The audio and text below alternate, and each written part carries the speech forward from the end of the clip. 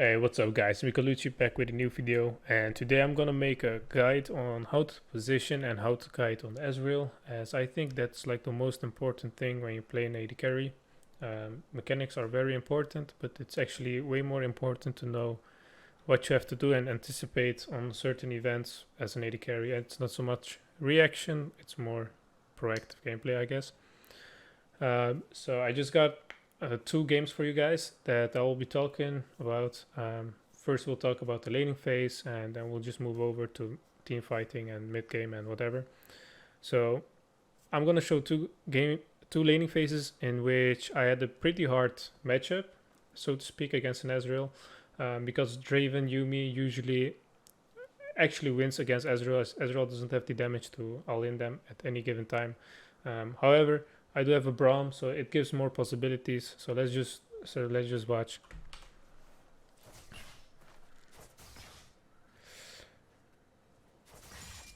So the mindset of me in this laning phase is try to poke them, but don't get poked. You do outrange Draven, you don't outrange Yumi. Also, you don't outsustain, so you don't want to get too much damage from them. It's okay to miss a few minions if that means that you won't really get chunked down too much.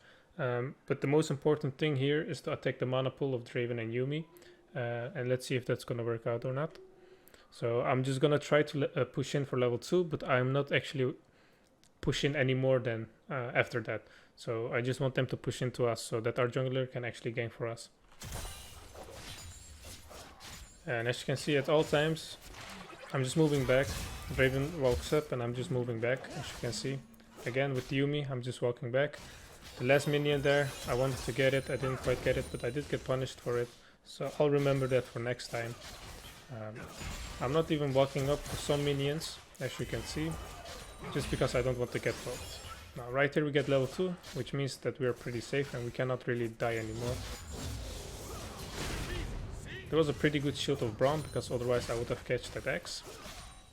And constantly, what I'm trying to do constantly is trying to look where the X's drop of Draven so I can actually Q him. But he's doing a pretty good job and he's not letting those X's go anywhere near the minions, so I cannot get a clean shot on him. As you can see here, they're pushing into us. I'm not trying to auto attack these minions, because if I would do that, Draven and Yumi can just speed up and get 1 or 2 auto attacks in. So I'm just letting it crash into my wave, which also means that they will push a little bit more into our wave, which makes them more vulnerable for our jungler, as you can see. This is one of the most perfect spots for you to freeze as an AD carry. A little bit further would have been better, but this is like quite perfect. This way, if Sylas wants to gank, it's pretty free gank, and if Rengar wants to gank us, he can only gank through this bush, so we're pretty safe.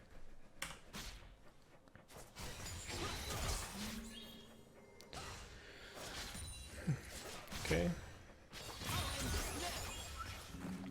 And as you can see,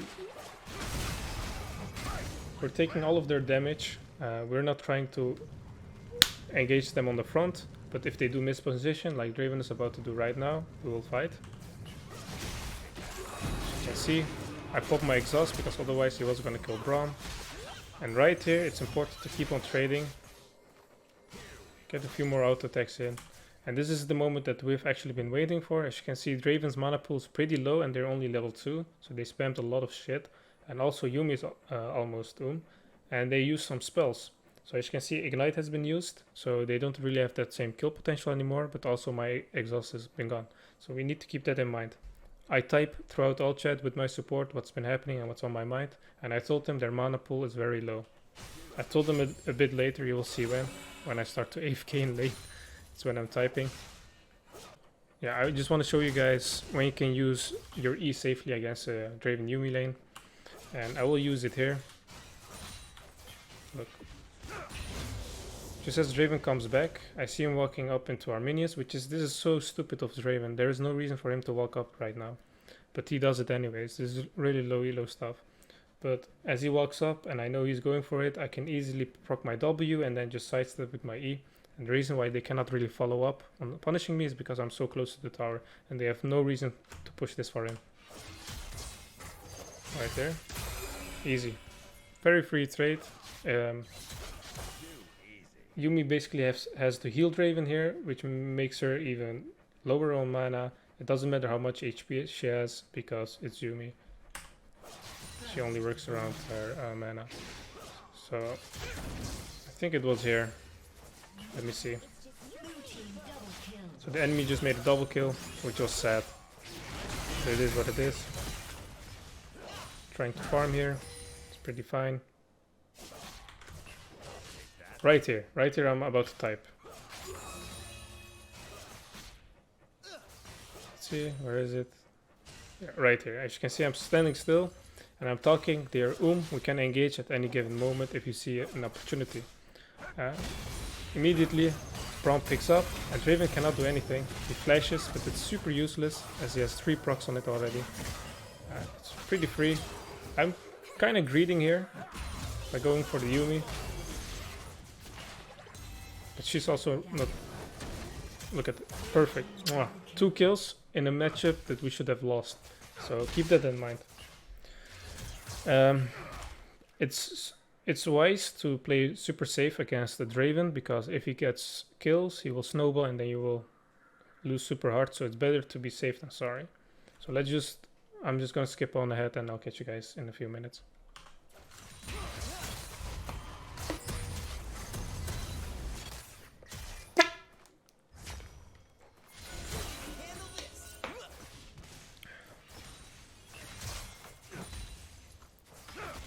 See.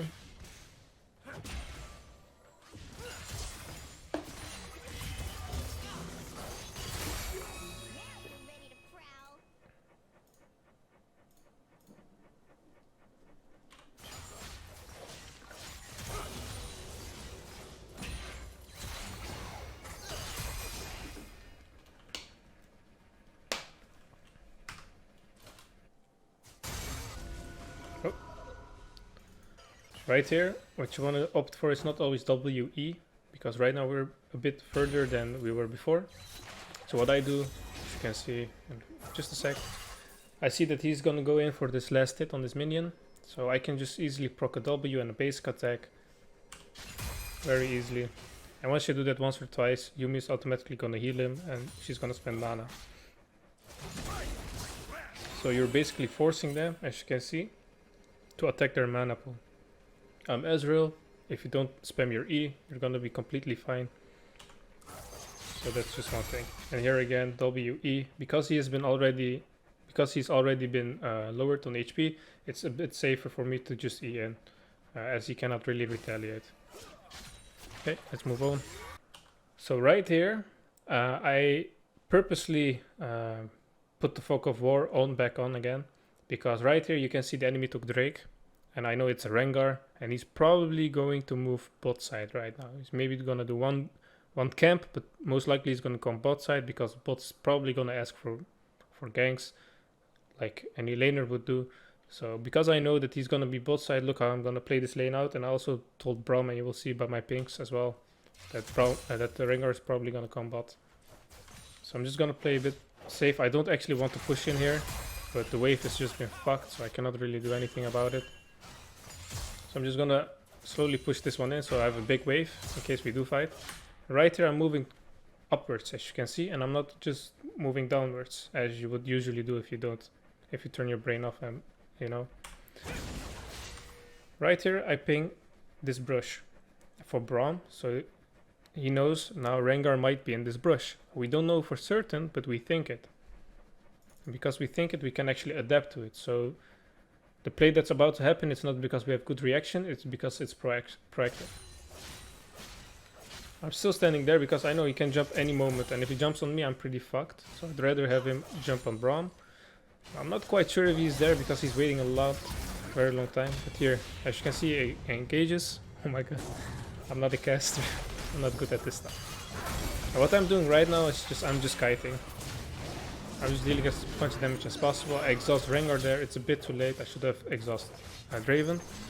But I also saw my teammates pinging that they were coming, so I'm just fighting with them so my teammates can catch up. As you can see, I'm getting pretty low, but I knew Silas was coming.